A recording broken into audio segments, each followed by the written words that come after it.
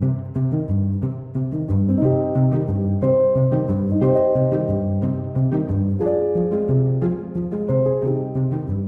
one, welcome all, welcome to Recorded Neutral Territory, where the spoilers go all the way through 12 months. I'm Adam Ruzzo, and joining me, as always, it's a scribe desperately trying to ignore the weeping wizard in the lady's garden. It's Brian O'Reilly. It's so hard to illuminate a manuscript when he bumps the table every time he sobs. Don't worry, he'll be done soon. 3 hours later. Yeah, seriously. He definitely spends some time in there. It's honestly, we don't really get a sense of exactly how long that moment takes, but it does seem to be at least like 50 minutes, like a therapist appointment, you know? Yeah, more or less. All right, so yeah, that's what's happening in chapter 17, where Harry goes to Aurora for help saving Elaine. But in chapter 16, where we're starting today, Brian, Harry meets Meryl and Fix in the alleyway, where Meryl apologizes for throwing him into the garbage and kind of forces him to take on the case for finding Lily. Yes. Now, Meryl's not trying to be intimidating about it. She wants to hire the nice wizard man she's heard of, and she's willing to pay him good money to do so. The problem is that Meryl kind of is very protective and doesn't really know the effect that her strength necessarily has on people at all times, and therefore Harry's opening interaction with her is basically her picking him up by the scruff of the neck like a little kitten, not allowing him to go get into a fight with the other cub. But after that, Meryl imparts some very important plot information to Harry. Yeah, she specifically starts by saying that someone broke into their shared apartment. Lily and Meryl shared an apartment, and it looked like there had been a struggle, and Lily is now missing. Now, we assume this must be when Slate kidnapped Lily to be used as the vessel that would hide the summer mantle when they killed Rule. But how does this fit into our timeline? It must have happened before they went to kill Rule, right? Presumably, yes. It depends exactly how Rule died, how long it took him to die.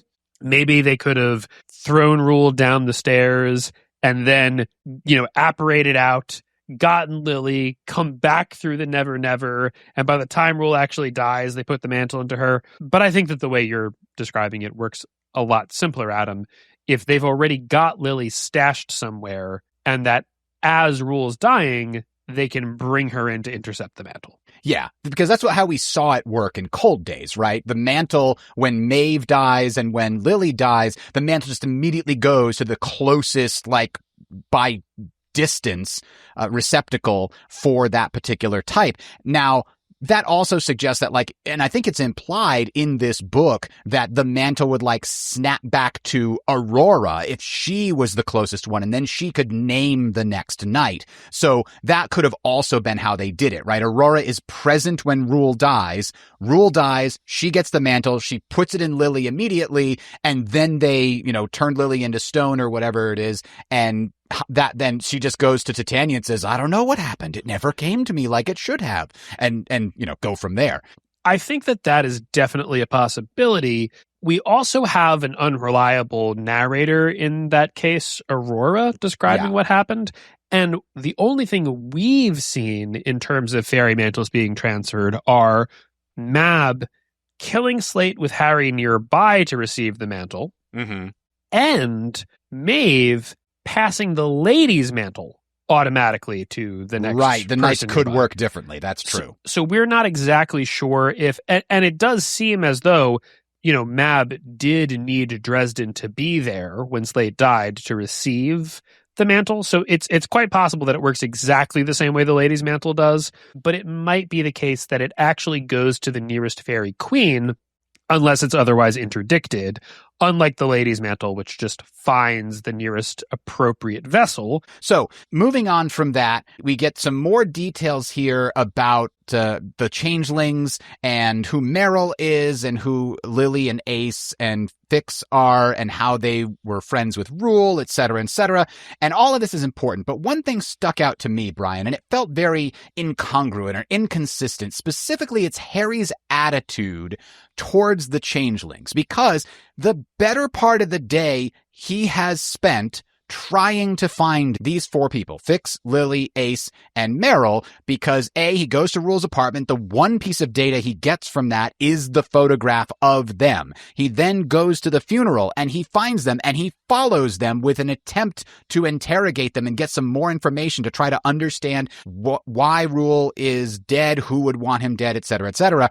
And now he finally finds them. And what's the first thing he does? He accepts her apology and tries to immediately leave.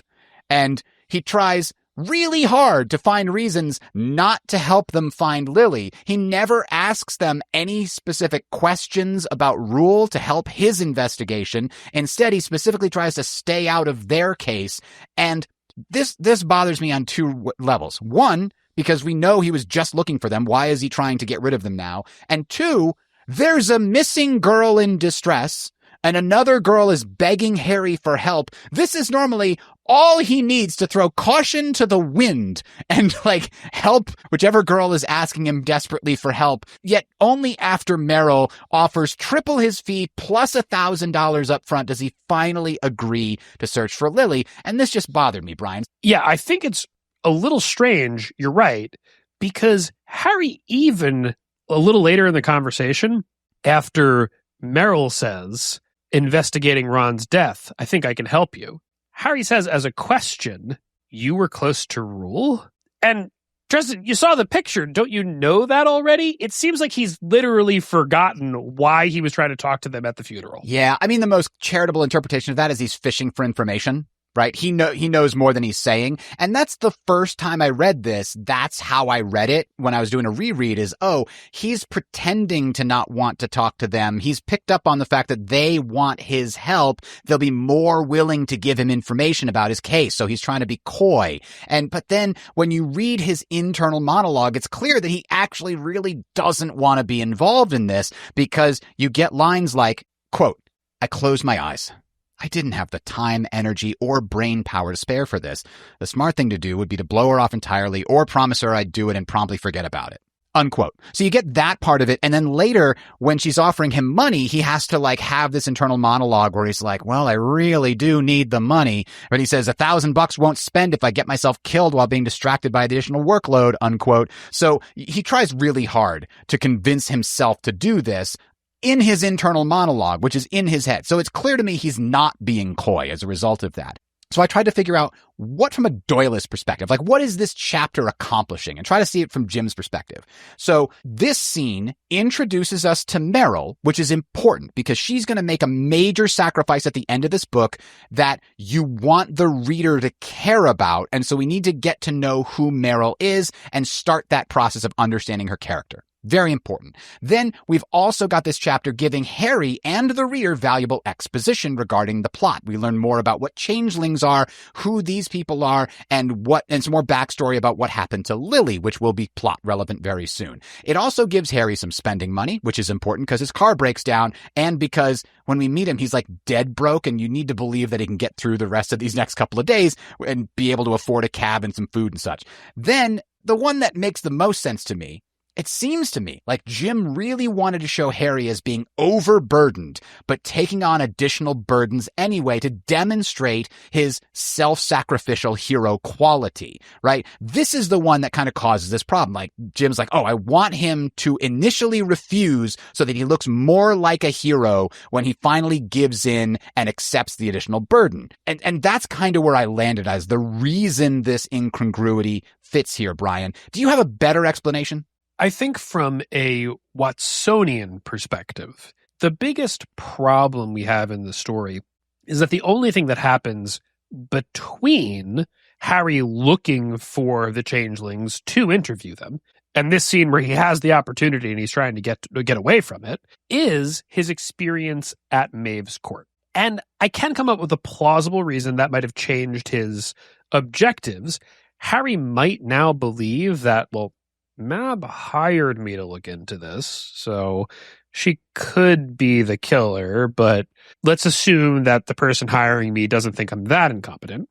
And Maeve doesn't seem to have done it. She's just not slick enough. So I've got to talk to Summer. And he's just so laser focused on that internally that he's no longer really caring about the changelings, But because of what's going to happen next, that's going to actually lead to him talking to Summer, he doesn't have sort of the time on page to express that to us, the reader. So that's one possibility. Does that work for you, Adam? It's a little thin for me. There is one other thing that happens between those two scenes.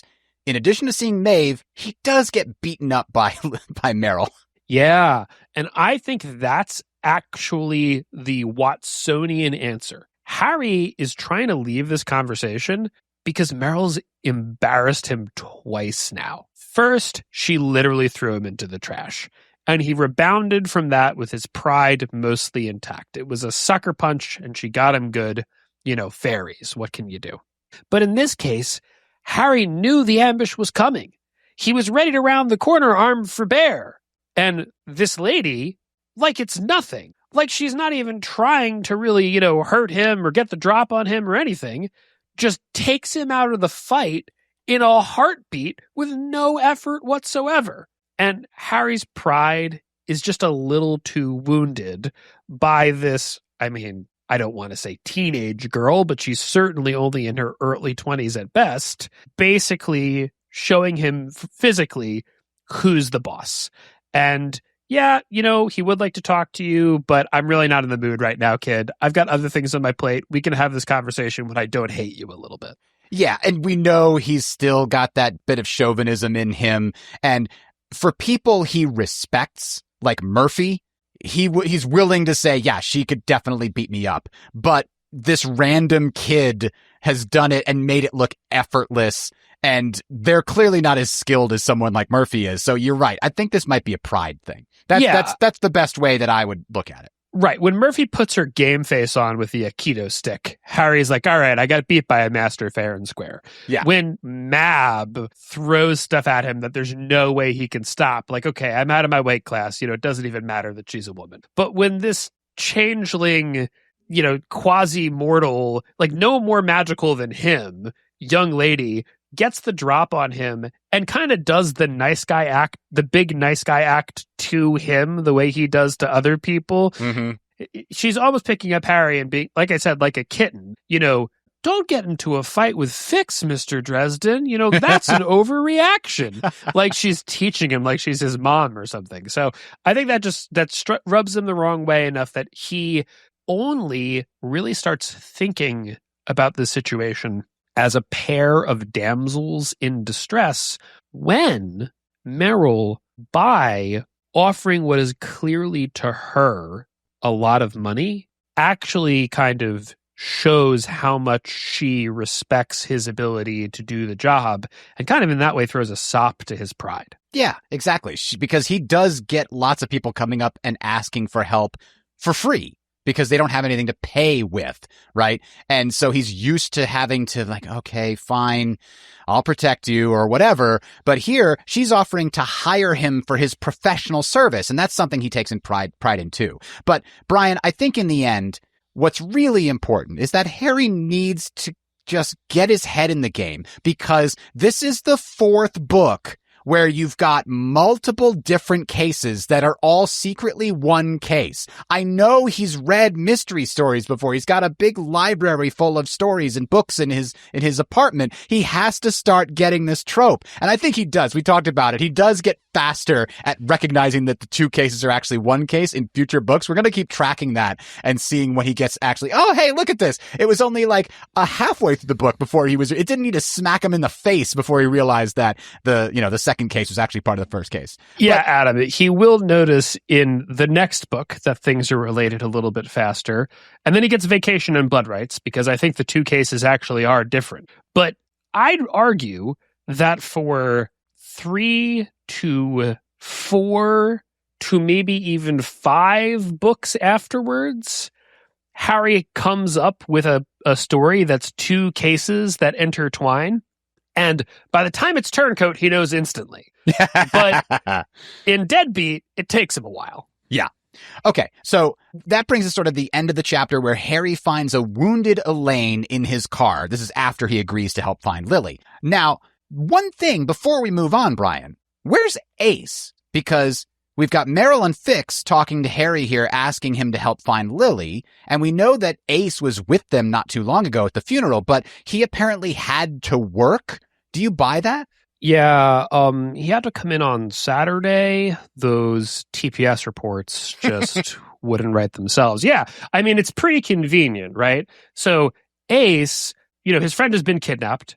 Ace thinks that it's the Winter Court that's done it, or at least he, proposes that he thinks that way. That's why they need to avoid Harry, Winter's emissary. And yet he was arguing that specifically at the funeral scene, right? He was saying, Harry, we got to stay away from that guy. Meryl was the one that's saying, oh, but I've heard good things. Maybe he can help. Ace was the one trying to steer them away. Right.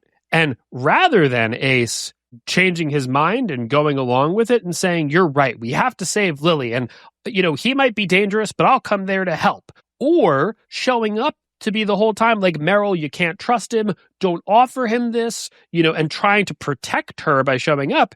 Ace just nopes out of the situation, and he may or may not actually be at work. Maybe he's plotting with the Tigress to track Harry's next movements. Maybe he's, I don't know, filing a permit at the court office. I don't know what he does for a job. But either way, Ace is telling us what his real priorities are. And that is, it's more important for him to keep a low profile with regards to Harry, more than it matters for him to help the friends that after the end of this book, he's going to swear eternal vengeance for Harry taking them away from him. Yeah, for somebody who gets all bent out of shape about Harry taking away his friends, he sure doesn't seem to care too much about Lily being missing here. But you're right, he's saving his own skin. He's like, uh-oh, I hired the thing, and wizards, they do weird, spooky stuff. I can't be near the wizard. He might find out, right? I could definitely see that as his main motivation. But the other thing I wanted to talk to you about here is that Meryl refers to Lily as a half mortal, half Nixie. So that made me look up Nixie as a piece of folklore. It's an old Germanic mythology that often depicts the Nixie as a protector of freshwater bodies. She has a, quote, remarkable appearance, unquote, epitomizing the beauty of a water spirit with her long flowing hair and glittering fish-like tail. Well, that part appears to be different, but maybe that's the half mortal part. However, beneath this alluring surface lies a deeper, more evil aspect. Nixies are frequently depicted as vindictive beings who have the power to take people who fall under their seduction into the water's depths where they will perish. They are also often depicted as having green hair, which Lily is described as having in this book. Now, that also made me think of someone else, though, Brian, because who else do we know that is described as being incredibly beautiful with green hair and also very synonymous with water? Jenny Greenteeth has to be a Nixie, right? We just had a whole scene with her coming out of the water. Yeah, and this is pretty funny because I remember when I looked this up, what's a Nixie? Or is Jenny Greenteeth a Nixie or whatever? And it was not in this book. It was in the short story where Jenny is standing in for Georgia at her wedding to Bill. And I was like, what? Why is Jenny Greenteeth? She sounds like some kind of water monster. Why is she a marriage target for what's the deal with that? And it's because Jenny Greenteeth is, you can go look it up on Wikipedia right now, under the entry for Nixie, under the subtab England. English folklore contains many creatures with similar characteristics to the Nix or Knack. These include, first answer, Jenny Greenteeth. Whoa. Okay, so I'd always assumed that was Harry making up a nickname for her, like Chlorofiend or Octokong. He's like, well, she's got green teeth, and Maeve introduced her as Jen. I'll call her Jenny Greenteeth. But that's actually the name of the sort of folklore mythological creature, a specific archetype of it. So Jenny Greenteeth, a.k.a. Wicked Jenny, Ginny Greenteeth, and Grinteeth, is a river hag, similar to Peg Powler and derived from the Grindylow, which is another thing that's a lot like a Nixie. And it says in English mythology, she would pull children or elderly into the river and drown them. But as is mentioned of Nixies in general, and as is true about Lily, they're also known for their seductive capacity. And what do we first meet Jenny while she's doing? Well, they're trying to get Harry to put a baby in. Yep. And I thought it was very interesting because for a long time I didn't actually think too much about Lily being half Nixie and what that means, but it seems like Nixies are pretty clearly winter fae, that being the whole seduce a mortal into drowning them in the water. And we see a perfect example with Jenny Greenteeth as being Maeve's handmaiden. And then it becomes very interesting that Lily, who is a half winter fae, becomes the summer lady, kind of presages the actual events of Cold Days, where you have the switcheroo going on there. Yeah, it's actually very interesting. It does seem like becoming a fairy mantle is more about being associated with fairy than being associated with either of the courts. And it makes sense that this would be the case, Adam, because as we know, the fairy courts aren't really, as they're framed to be in this book, in opposition in terms of their purpose. It's just that the purpose of the summer court is to prevent winter from basically wiping out the mortals. So they come into a lot of conflict. But the difference between a summer fae and a winter fae is really the precise job description. They're essentially part of the same organization. Yeah, exactly right. Okay, that's going to bring us on to chapter 17. So Harry has found Elaine in his car at the end of chapter 16, and he immediately needs to bring her somewhere to get her help because she's wounded, or, well, she appears to be wounded. Later on, he will speculate that the injury was faked, maybe by some form of glamour with the help of Aurora. We don't quite know, but in any case, Harry believes it strongly enough that he's like, I need to get her to a hospital. And of course, Elaine says no hospital because her part in this is to get Harry to see Aurora. This is especially funny because Harry's literal next stop was going to be Aurora, whether they went with this ploy or not. And so the real advantage of this is it keeps Harry off his game when he arrives. Yeah, and that's really important, actually. And it's why, even though it does seem like Slate, at least, believes he had to get some actual blood on the knife to throw Maeve off his scent, even if it was later burned. So it does seem like Elaine is, as we speculated, perhaps more wounded than she thought she was going to be as a part of the ploy. That it's still important that they exaggerate that injury. Because if Elaine looks like she's gonna die at any moment, Harry's really not going to be thinking about the precise verbal wordplay going on with he and Aurora. And as we'll notice, maybe he should have been. But Adam, before we get to that, I think we have to take a step back here.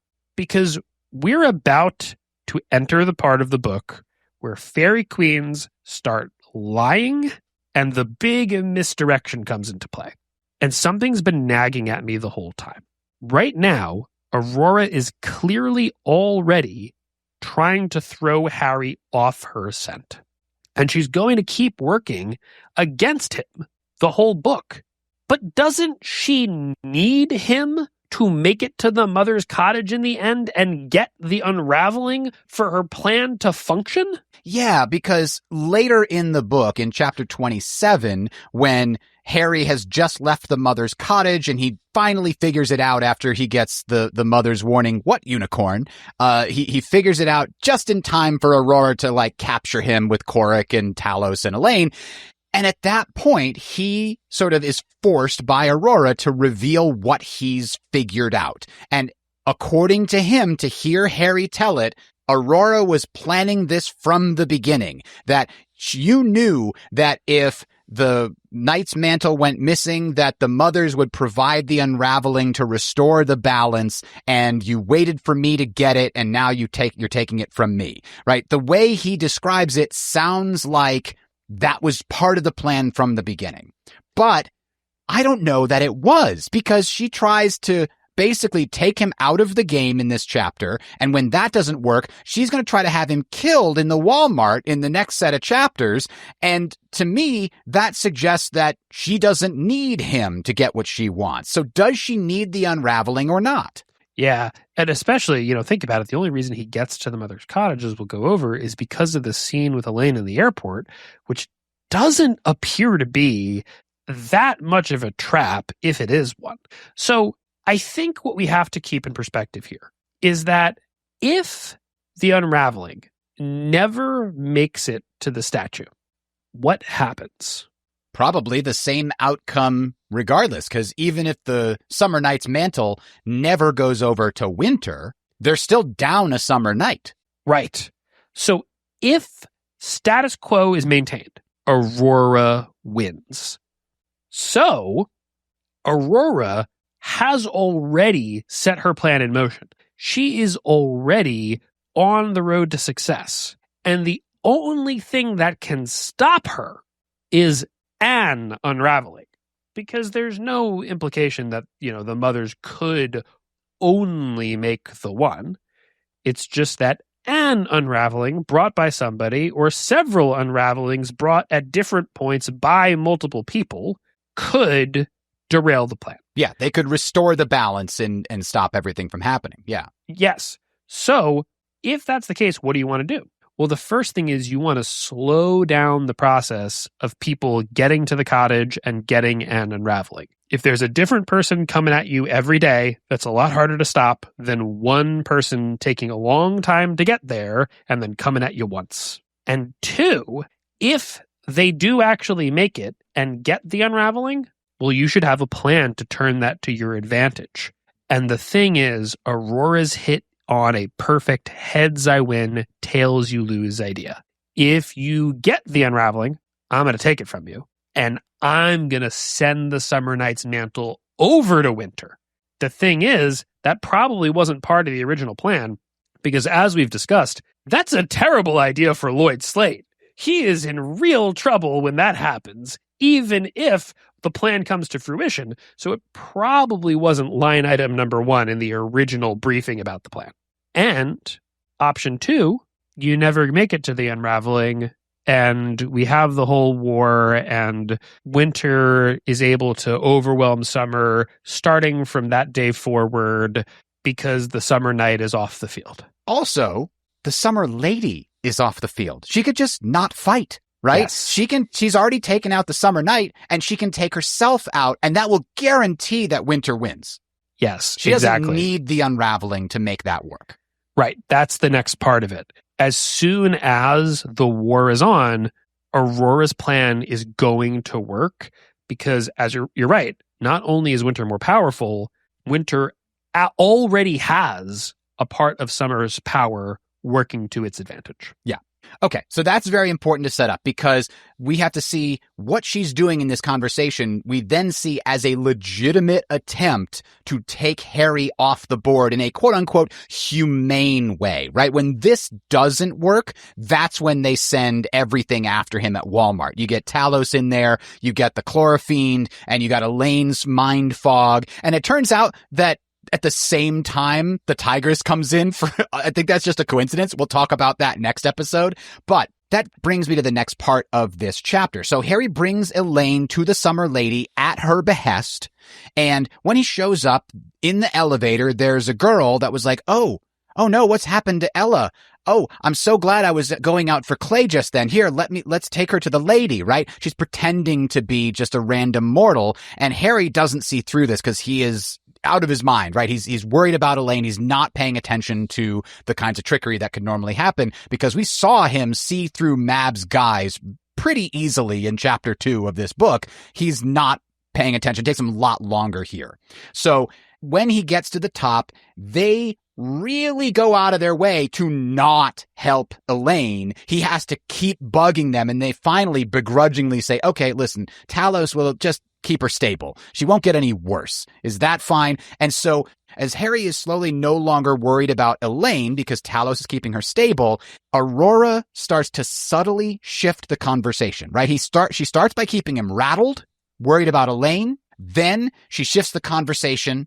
away from the murder of Rule, away from the case. She starts shifting it to the metagame element. Oh, do you think this is a game, Mr. Dresden? Well, it absolutely is a game. My part of the game is to figure out why Mab chose you, and your part of the game is unfair, and blah, blah, blah. She's talking at the high level, right? Not zoomed in to who killed Rule. That's what he should be focused on. That's what he should be asking her. But instead, she then pivots to Harry's morality and like, I don't know if I should heal Elaine because I don't know if I can trust you. And finally, the fact that Winter is responsible for all of it. She just has that as an unstated major premise in her conversation. So that is an expert in manipulation. You see Harry go to Maeve and just say, did you do it? He went to Slate. Did you do it? Here, he never gets to ask her directly, Brian. I guarantee you, before Elaine showed up wounded in his car, that was his plan. I will go there and ask her directly. She can't lie because she's a fairy, and therefore I'll get my answer. And he doesn't get to do that here. Yeah, and clearly, Aurora is directly trying to avoid that. But maybe not for the reason that we think. Because the reason why Harry wants to ask Maeve directly is because she can't tell a lie. Let me ask you this, Adam. If Harry did keep his wits about him, stay on mission, and directly ask Aurora, how do you think she'd answer? Ooh, that is a great question. I think there would be 3 possibilities, right? 1, she could do evasion, similar to what Maeve did, where Maeve is like, I can't give you that information, not for free. That is too valuable. Let's make a deal. And like just kind of slide things off and force things into a different conversation. So that's one possibility, is just evading the question. Another one would be just like, well, you got me. I can't answer that without implicating myself. So, you're going to have an extended stay here in my garden. Korik, Talos, please, capture him. Thank you. So those are probably the 2 main possibilities. But the third possibility, Brian, is that she just lies the same way Slate did. Smooth as butter, because Nemesis allows things to act against their nature. Right. We see Maeve do this in Cold Days. We know that a fairy queen working with Nemesis... At the very least, a lady. Yes, right. Agreed. At the very least, a lady working with Nemesis can directly lie. So then why does Aurora care about this whole deception? Why doesn't she just let him show up and lie? Well, there's 2 possible reasons for that. One is, sort of a meta plot, big reason, because if she does directly lie to him, and if this doesn't work out, Nemesis is worried that would tip its hand too early, so it wants to make sure that it doesn't have to let Aurora directly lie. But it could be simpler than that, Adam. Maybe Aurora just doesn't think that she's a good liar. That's entirely possible. Doesn't believe that bald face when push comes. She's used to the half-truths. She plays the fairy games. But as a creature of summer, just telling a direct lie, she's worried she'd betray it. And therefore, she goes through all of this to get around it. Now, maybe it's because she can't tell a direct lie. But that's a little bit incongruous with the conversation she has with Harry. And we'll get to that. I want to just line up something else here, though. We talk about Aurora listing reasons why she doesn't trust Harry. He's a mercenary. He's made bargains with demons. He traded himself to Leia for power. He's killed people. But she never lists any of his other actions. Like if she knows that he made a bargain with Leia, well, she also knows that in doing so, he first saved Elaine from being enslaved by Dumorn's, thraldom. And second, later, deepened that bargain in order to save other people. She never comes with any of the reasons why someone who works with the Summer Court might see him as being on the side of the angels. TV Tropes calls this the reason why you suck speech.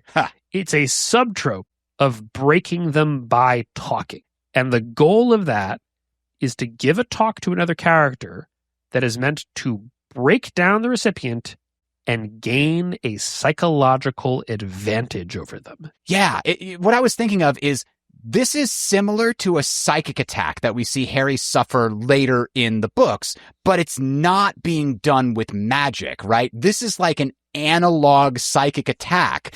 And that to me is really interesting because they're trying to break down his morale using only reason and trickery and not any kind of artificial supernatural spell that puts pressure on his own will. They're trying to break him the old-fashioned way. And that's very interesting. And that's what we have to look at this entire conversation sort of through that lens, where she slowly but surely walks him towards a very specific point. So what she's working towards is after she gives him the reason why you suck speech, and after she talks about how it's from the beginning you were meant to be a destroyer, a killer, and your teacher, your guide is the Lananchi. She's the most wicked creature in winter, and you've been groomed for this. Like all of these things, and talks about how you're filled with pain and grief, and monsters are born of pain and grief and loss and anger, and your heart is full of them, right? She's trying to make him feel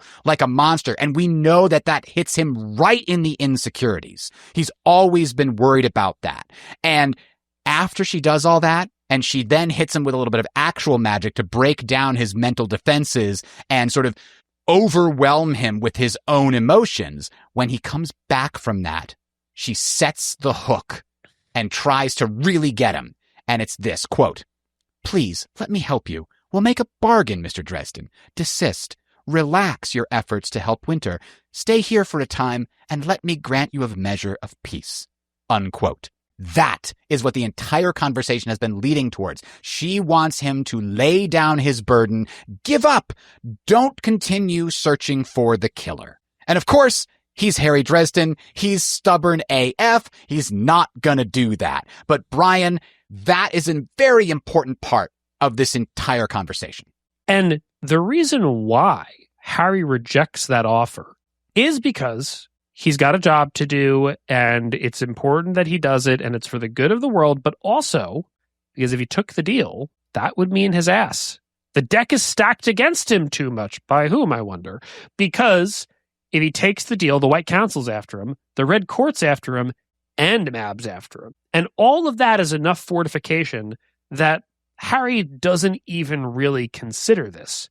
Despite the fact, Adam, that like you were talking about, Aurora lays some serious magic on him in what seems to be like the ultimate super condensed cathartic therapy session. Quote, "Emotions welled up like a riotous rainbow, scarlet rage, indigo fear, pale blue sadness, aching yellow loneliness, putrid green guilt. The tide flooded through me, coursed over me like a bolt of lightning, searing and painful and beautiful all at once." It feels like, Adam, like she put him through the ringer of his entire aura while she was unleashing this magic on him.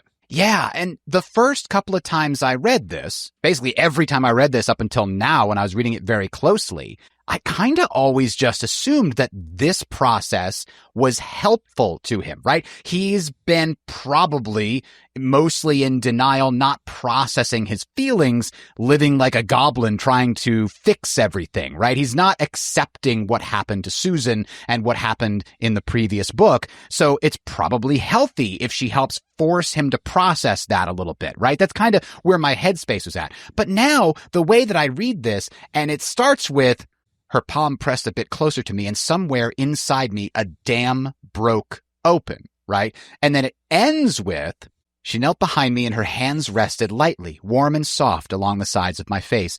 The pain began to return to my body, thoughts and heart. Like some quiet and odious tide washing in garbage from a polluted sea, I heard myself make a small sound of protest, unquote. So A, she's about to set that hook and ask him, don't you want all that peace I just gave you? And just before she offers that, she pushes the pain back on him as if to reiterate, remember how bad it was. So there's that. But the other thing is, it seems to me that the dam that she broke open was the walls that he built to keep his emotions in check long enough to deal with this case coherently, right? Yeah. That's gotta be it. Yeah. One thing that I noticed after this moment, Adam, is that, and it's partially because she was wounded in the line of duty, but before this conversation, Harry makes it a point to say to Bob, we can't forget Elaine. Elaine might be the killer.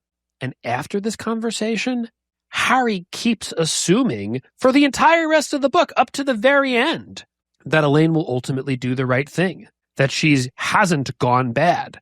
And you wonder if by putting him in touch with his feelings, Aurora meant to, in part, push him away from rational suspicions he has of Elaine.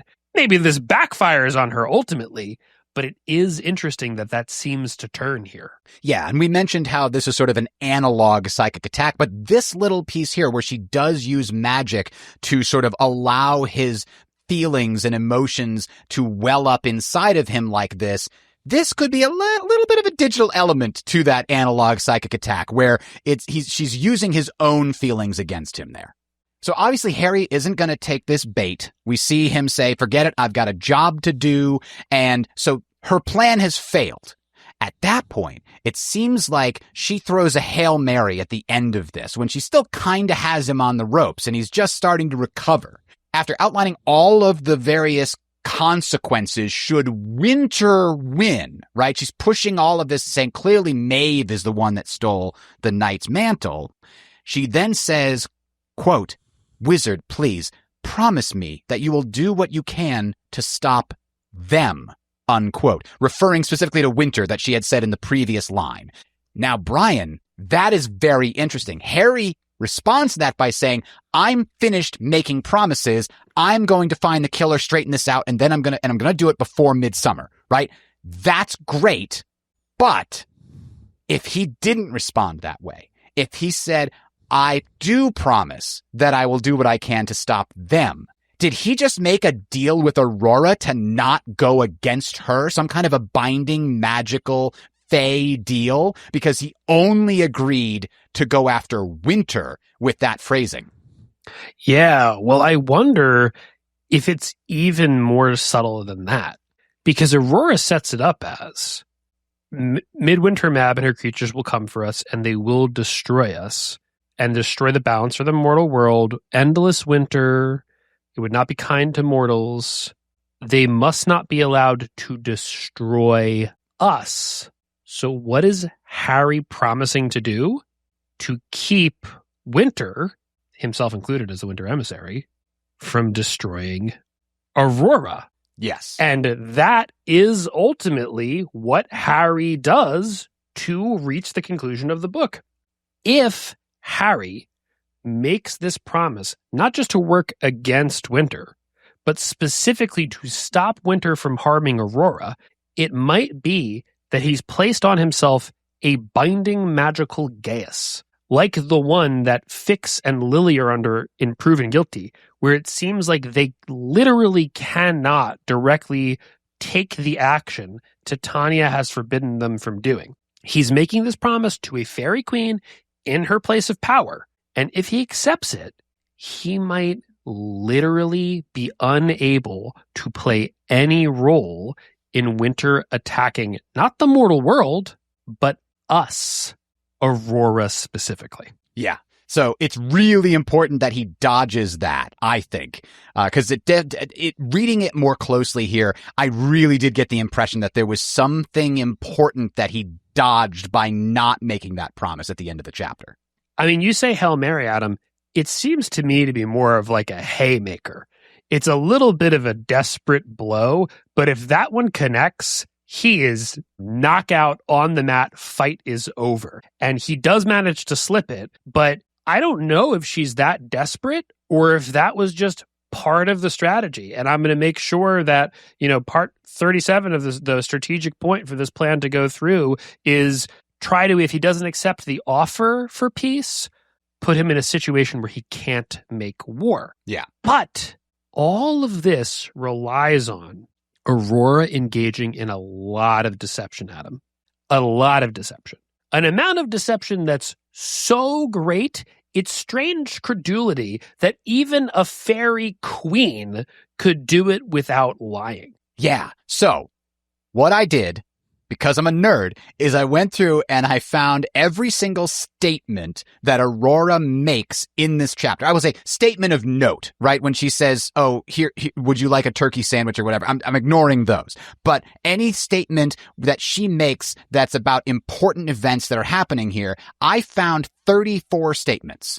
And I then decided to categorize them. First category, this is just a true statement. There's nothing misleading or confusing about this statement. Category number 2, it's a true statement, but there's something about it that is misleading. It's the quintessential Fae lie. A lie by omission, a lie by implying something that isn't strictly technically said within the statement, etc. Category 3 is something that might actually be a real lie, but we don't quite have enough information to say it's definitely a lie. But it feels like if we were using Occam's razor, it's easier to say this is a lie than it is to come up with a convoluted way for it not to be a lie. So that's category 3, is a possible lie, or even a probable lie, if you want to put it that way.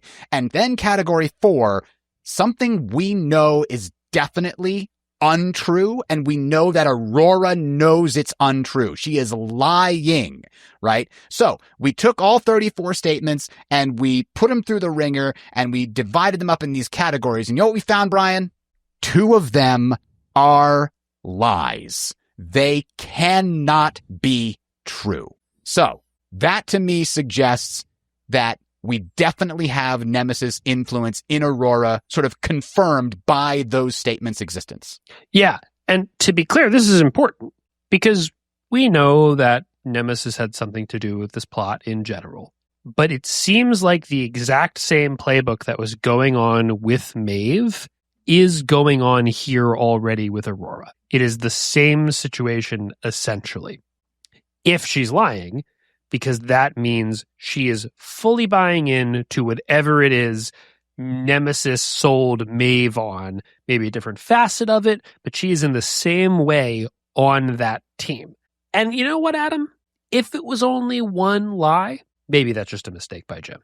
And even with the 2 we found, well, you could say, guys, that one's a mistake. And, I could see a way that if she's using the 3rd definition of the word in that other statement, and you come up with a convoluted backstory, maybe, it's 95% chance that it's a lie, but this is the 5% that it's not. I can create some daylight. We don't think it exists, but maybe you can argue that. But we didn't just find 2 lies. We also found 5 statements, a full 15% of the things that she says that are also probably lies. And look, we categorize the things that are classic misdirection. Like you said, Adam, we broke that out. That's nearly half of her statements. Yeah, 16 out of the 34 are the Fae kind of lie, where she's implying something or leaving something out to provide a specific thing she's trying to communicate without technically lying. So let's go through those things that we think are definitely lies and the ones that we think are probably lies. And I want to start with the first thing she says, which I think, there's a way you can come up with maybe this doesn't have to be a lie, but because Aurora, pretending to be just a random person in the summer court, says when she meets Harry for the first time and he's bringing the wounded Elaine back, I'm so glad I was going out for more clay just then, this way. Now listen, I'm not disputing the fact that she was going out for clay, Adam, but I'm just saying that's not why she's glad. Yeah, that is a hard one to swallow. I even wrote in my comments, in my notations when I was reading through this chapter for the first time, I highlighted that one and I wrote liar in the margin. So that one to me does feel like it's very hard to see how that would be a Fae lie. She would have to somehow convince herself that she was glad that she was going out for clay just then, even though she certainly knew that Harry was coming and that's why she was doing this whole thing. So to me, that does feel like a lie. a probable lie. The next one that we have here is she says two things back to back. She says, Lily hasn't been here to model, and I've never seen her anywhere but here.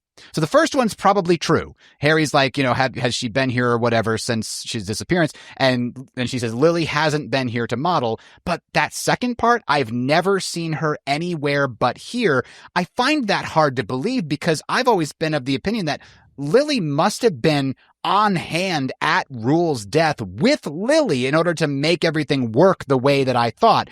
And this is one of those, well, maybe she had her back turned so that technically she didn't see her but did she plan this far ahead to where she'd be able to make the statement, she could have just said, I haven't seen her recently. And there you go. That's your fey lie right there. So to me, that does feel very convoluted. That Occam's razor would suggest it's much simpler if that is simply a lie.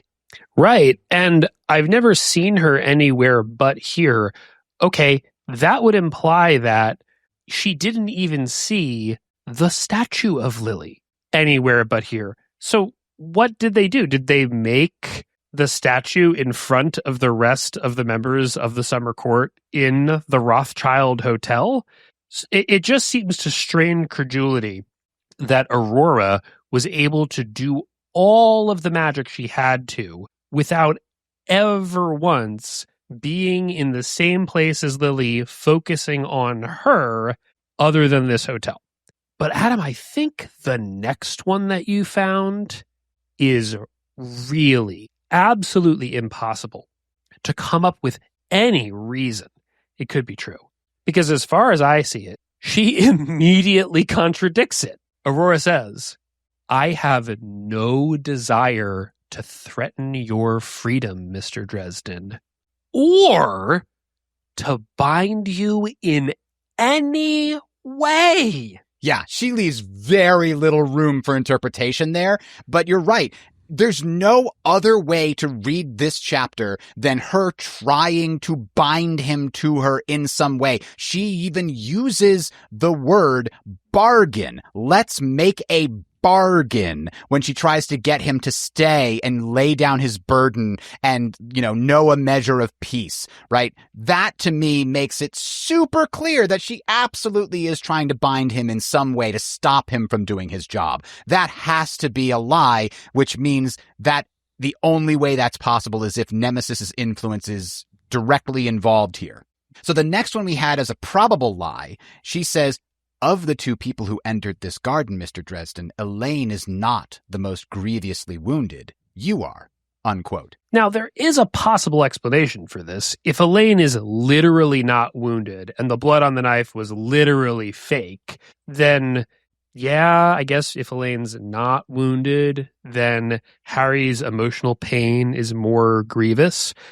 Because the thing is, if Elaine is anywhere close to as hurt as she seems, well, I understand that Harry's been through a lot, but so has Elaine. Yeah. So it seems very unlikely to me that the woman who is seemingly physically bleeding out, and yes, maybe it's not that bad, and maybe she just took some sleeping pills after she got a flesh wound, but who is also the one who actually went under Justin's thrall originally, and who has, as far as we can tell, no positive emotional relationships with any other human, isn't more grievously wounded. It's a throwaway line, but the simplest explanation is that it's a lie. So the last one that we have here is also got to be a lie. She says, and the first part of this isn't a lie, it's the second part. She says, quote, I cannot even pretend to know the mind of Winter, but I know that they must not be allowed to destroy us for your sake as well as ours, unquote. Brian, that's exactly what she's trying to have happen. She is doing everything she can to make that happen. So she cannot, on the one hand, be trying to make that happen and also say they must not be allowed to do this. I'm working towards it, but they can't be allowed. Those are diametrically opposed concepts. Yeah, and this one is definitely a lie, because here's the possible response, right? Here's the possible objection. I know they must not be allowed to destroy us for your sake as well as ours. okay, maybe that's true because Aurora knows that it would be bad for mortals if winter destroyed us, and she knows really deep down that winter must not be allowed to do so. So she's not lying here, Adam. But then you know when she is lying? When she says the exact opposite at the end of the book. Right. Yes. It's got to be one of those two places. Right. So there's no possible way that that statement is true and Aurora's not lying at other times, which is why we're categorizing it as definitely false. Aurora is either going against her nature in enacting her plan, or she's going against her nature by lying because she does think her plan is right. Yeah. So those are the big ones that we came up with. But as a result, we're pretty certain that we can say that Nemesis's involvement here, he who walks beside, is involved here, right? And that means we now have to ask ourselves, okay, what is the goal of he who walks beside working towards? He's manipulating Aurora into doing something that would benefit the outside. But what is that, Brian? Yeah, because Nemesis does not benefit from the Winter Court getting stronger. Not directly. Getting the Winter Court the Summer Knight's mantle might be terrible for humanity because it will cause a new ice age. The goal of the Outsiders is not Cold Night. That's a good point. It's Empty Night. And making winter stronger doesn't weaken the outer gates. Now, maybe it doesn't actually strengthen winter because losing the balance with summer means that they won't be quite as effective. But this seems like pretty small potatoes if you've got an infected fairy queen, Adam. But what outcomes would be really beneficial? I think it starts with the fact that Aurora, and therefore, to a certain extent, he who walks beside himself, is having this conversation with the star-born wizard Harry Dresden. Yeah, because think about the consequences if Harry did agree to stay during this trap where she tries to set the hook and say, make a bargain with me, Mr. Dresden. Desist, relax your efforts, stay here for a time and let me grant you a measure of peace. If he accepts that bargain, then Aurora, and therefore he who walks beside, have direct influence over a Starborn who has been described by Aurora herself, but also Morgan, as a capital D destroyer, which we can only assume is some kind of ally to the outside, right? That might be what happens when the Starborn, Mortals champion loses the Mortal Kombat. The Outsiders get to come in with a destroyer at the helm. That's one of the speculations, right? So to me, that suggests that might be their goal. You have Harry and probably maybe even Elaine, because some speculate that maybe she is also Starborn and that's why Justin got hold of her as well. So now maybe you have two Starborns directly influenceable by Nemesis through Aurora. And by the way, they're both beholden to Aurora because if this works, Harry is stuck under Aurora's protection because the White Council will have thrown him out and the Reds are trying to kill him. So the only person that will keep him safe is Aurora. So now he's not only open to the influence, he is beholden to the influence. And that is a powerful combination. Brian, if we weren't 100% certain that it was something in grave peril that led to Dark Mirror Harry, I would almost think that this spot right here might be a good contender. Yeah, absolutely. I mean, think about it. Harry, when De Morn attempts to place him under thrall, is effectively chased down by an outsider, after which he goes back to Justin for a confrontation that probably, from Justin's perspective, should end with Harry enthralled, and he and Elaine together under the thumb of the Black Council. So you're telling me, Adam, that at the end of this conversation, if Harry accepts the author, he and Elaine together are bound under the thrall of the outsider-influenced person who appears to be working against the Winter Court? Shocking. It's almost like that parallel is meant to tell us something. But I'll do you one better. So Summer's going to be a lost cause if Aurora's plan works. They're not going to be able to defend themselves against Winter. The fate of the mortal world will be doomed in a new ice age as Summer slowly loses an unwinnable war. An unwinnable war that Harry and Elaine will have a front row seat to as, among others, the Winter Court tries to presumably take Harry out. I wonder if they would be tempted to call on aid from somewhere. Maybe somewhere you're not supposed to call on aid from.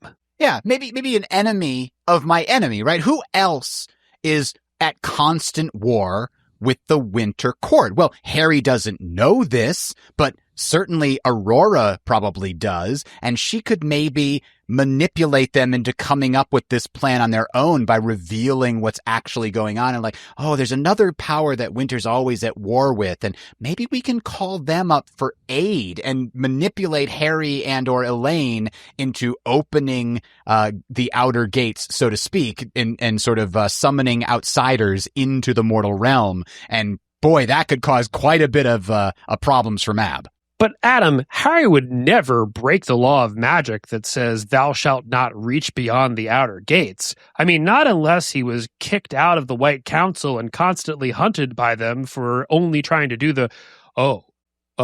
So this is actually maybe a really good plan by He Who Walks Beside, because you're putting Harry in a position where he's going to do your job for you while he's trying to save the world. Yes. That might really be the ultimate goal of this, not just making things cold for humans. Yeah. That when we sort of were hashing this out and you came up with that, I was like, boom, that is the ball game right there. If you can convince Harry to destroy the world while he thinks he's saving it, chef's kiss. Perfect plan. No notes.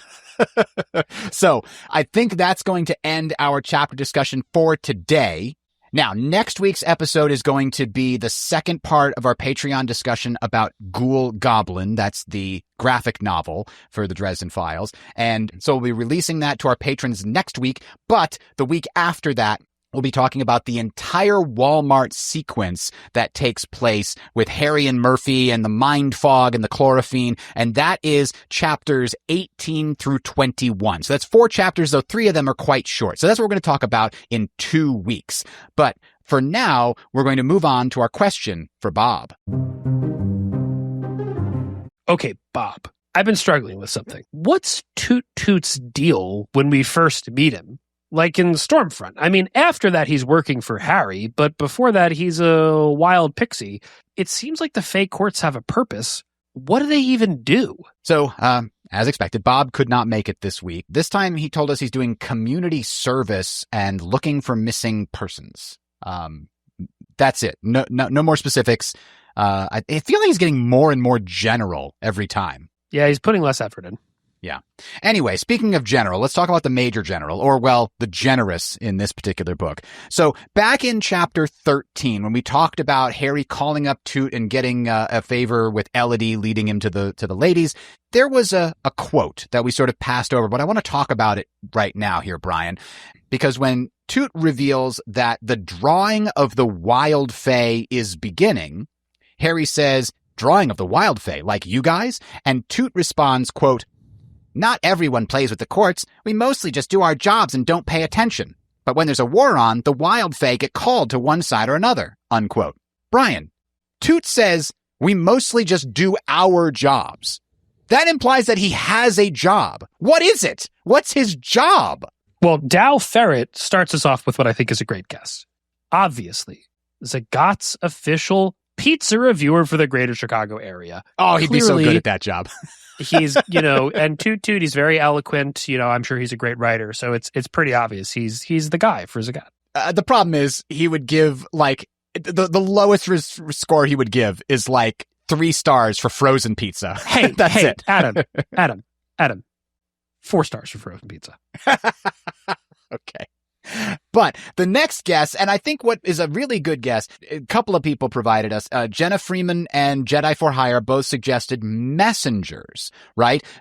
Because we've seen the little folk be used as messengers by, I believe, both the Fae and by wizards at various times. So that's definitely something they do. Is that the job that Toot is referring to here, though? Yeah, maybe. I mean, I think we see Molly using some little folk as messengers during the battle for Chicago.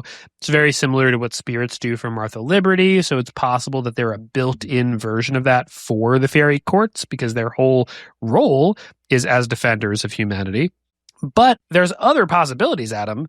If your job is to relay messages in a way that makes it hard for you to see or be intercepted, well, you also might be good at getting other information while you're hard to see and getting it back to people when it's hard for you to be intercepted. Yeah, and gathering information and bringing it back to whoever's asking for it, probably the fairy courts, depending upon the situation and the time, seems like their job, right? That's literally what we get introduced to Toot. Harry is pumping him for information. He is getting information from these things that are just natural spies. They're everywhere. Nobody knows they're there. And you can easily find some pixie who is present as a witness to something somewhere in the city. And that seems to be the case every time Harry calls them up. So having them as spies does seem like the most common thing. Specifically, like gossip is their job, which makes them excellent spies when they are needed by the courts. And I'll give credit to Falconacious and Powderkegger 1, who both provided this answer. And I think Powderkegger 1 put it best when he said, quote, Toot speaks multiple languages. He often says, I talked to so-and-so, who talked to so-and-so, who talked to so-and-so. And the extended guard are, in his words, fairies who have kin being held captive by the White Court. They are essentially a union of the working class united by communist ideals. Those ideals happen to be pizza-based, but the point stands, unquote. Wait, is The Americans about pixies? I've never seen the show. Yeah. But, I think that's a really good point, and we can take it one step further than Powderkegger even does. I mean, if you're going to make a spy, you're best off if they've got that kind of Columbo aspect to them. Nobody suspects that the cop with the lazy eye is the one asking the sharp questions that are going to break the case. The pixies, being seemingly super forgetful and erratic and bouncing all over the place, seem like it's totally harmless to let them hear your plan. They're not even going to remember it. Yeah. But in reality, they seem to have a strangely good memory for facts that are significant about things like that. Mm-hmm. If you ask them what was somebody doing somewhere, they'll paint you a picture even if they don't understand it themselves. And Thick Sour God gives us some great insights that sort of, I think, sets up a way to view how they're accomplishing this. Quote, I think it's kind of like pollinators.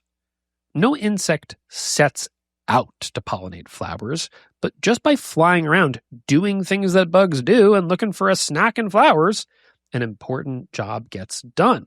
Thinking about it, I think their job might just be to be everywhere. And that's their job, as far as they see it. Their love of sport could be to sustain the massive population needed to do that job. Their love of human food could be to motivate them to go into human cities, which would normally be very unappealing to simple nature spirits.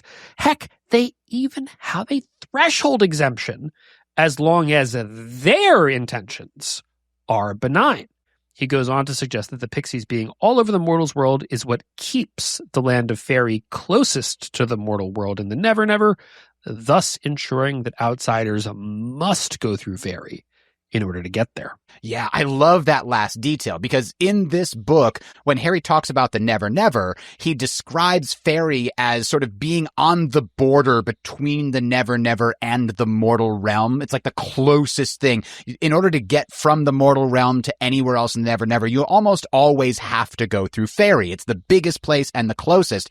And that's a really cool idea that the existence of pixies that are just constantly fluttering in and out of the Never Never and into the mortal world are keeping fairy closer to the mortal world, allowing them to do their job of protecting the mortal world. Because imagine if the Never Never was set up differently and fairy wasn't the thing that was closest to the mortal world, and you were an outsider trying to slip through the Never Never to the mortal world. Well, you've got the gates, but if you get past the gates and then on the other side, fairy is also blocking the path, the most direct path to the mortal world, well, now you gotta have to get past them again. But if they weren't there, now you only have to get past one gate instead of two. That's a really cool concept.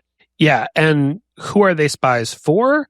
Well, on the one hand, whoever can cut a deal with them, they are Fae after all. But on the other hand, well, the only person who seems to be making use of them in an organized fashion is Harry or Molly that we see on page, meaning members of high import in the fairy courts. So if literally the only two people who make use of pixies are the Winter Knight and the Winter Lady, and yes, Harry doesn't start doing it as the Winter Knight, it seems like while they technically work for anyone, the only people who would think to use them are those connected to fairies, which is very, very smart. Because if you're going to have a bunch of spies running around that sells information to the highest bidder, well, nobody's going to wage an extermination campaign on the pixies because they might be able to make use of them. Although I could test that point. You don't need a high bid. You just need a pizza. That's true. That's true. But the point stands that if everyone can make use of them, you don't necessarily see them as an enemy asset. Right.